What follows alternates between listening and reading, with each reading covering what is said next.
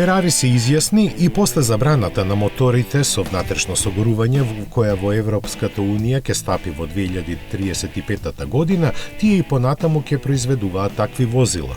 Тој им го сервираа германците кои се изборија за промени на прописите со кои се овозможи користење на нефосилни горива. На тој начин, на одговорните на компанијата од Маранело сериозно им се олабавија грижите околу иднината, која веќе не мора да биде целосно електрична.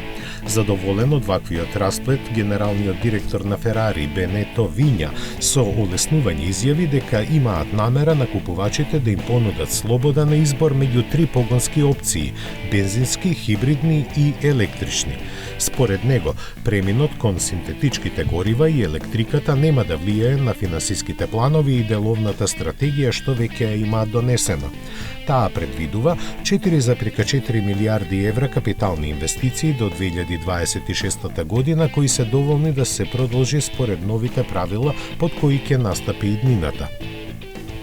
Треба да се напомене дека првиот електричен модел со конче на носот е најавен за 2025-та, а за разлика од другите производители, Ферари никогаш нема дадено рок кога ќе ги напушти моторите со внатрешно согорување.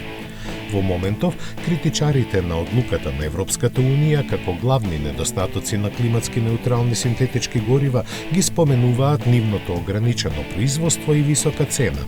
Но сепак јасно е дека ниту едното, ниту другото нема воопшто да ги засенат идните сопственици на ваквите типови возила кои се подготвени да издвојат големи суми за викенд уживања во своите миленици на 4 тркала.